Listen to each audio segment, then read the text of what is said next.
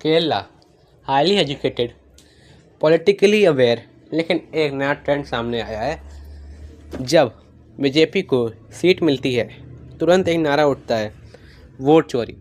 सवाल यह है कि क्या बीजेपी ने सच में वोट चोरी की है या फिर ये एक पॉलिटिकल ड्रामा है जिसमें बीजेपी को टारगेट बनाया जा रहा है। चलिए फैक्ट चेक देखते हैं। पॉइंट नंबर 1, त्रिशूर सीट जीत। अगर मैं जगह नाम गलत दे रहा हूँ तो मुझे माफ़ कर देना। बीजेपी के कैंडिडेट सुरेश गोपी ने त्रिशूर लोकसभा सीट जीती। बीजेपी के केरला में सबसे पहली और बड़ी जीत। कांग्रेस और सीपीएम दोनों ने बोला वोट चोरी हुई है, लेकिन इलेक्शन कमीशन ईसी का क्लियर स्टेटमेंट, कोई कंक्लूसिव प्रूफ नहीं मिला। मतलब बीजेपी की जीत एक्सेप्ट करने के बजाय उसको वोट चोरी कहकर डिस्क्रेडिट किया जा रहा है। फेक वोट का ड्रामा। एक वुमेन ने बोला उसके एड्रेस पर 9 फेक वोट ऐड हुए हैं। अपोजिशन ने बीजेपी से जोड़ दिया, लेकिन सच क्या है?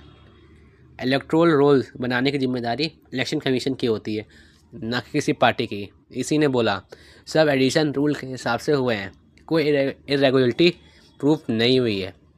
मतलब बीजेपी को ब्लेम करना, बस हवा पे तीर चलाना। पॉइंट नंबर 3, डुप्लीकेट वोट और एलिगेशन।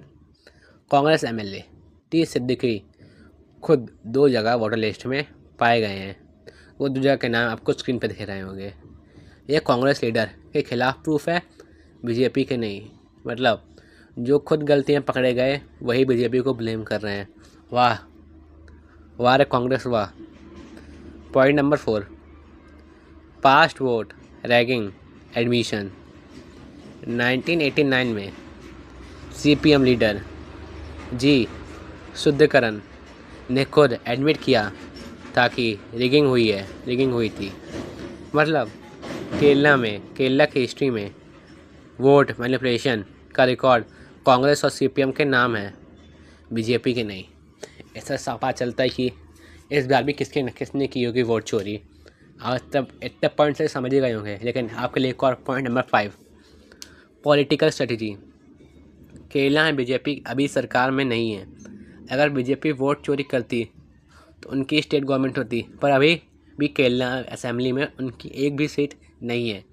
फिर वोट चोरी का लॉजिक क्या? सिर्फ बीजेपी की ग्रोइंग प्रेजेंस को रोकने के लिए ये प्रोपेगेंडा है। बताओ, सामने वाली पार्टी इतना डर गई बीजेपी को इतनी छोटी सी जीत के कारण, इतना प्रपंडा चाहने लग गए प्रोपेगेंडा कि वो डर गए कि बीजेपी अगले साल दोबारा ना आ जाए केरला में, अगले साल जीत ना जाए। क्या प्रोपेगेंडा चला रहे हैं। पॉइंट नंबर 6, ईसीआई का स्टैंड। इलेक्शन कमीशन ने क्लियर बोल दिया वोट चोरी का एलिगेशन बेसलेस है, पॉलिटिकल स्टेटमेंट का प्रूफ नहीं माना जाएगा।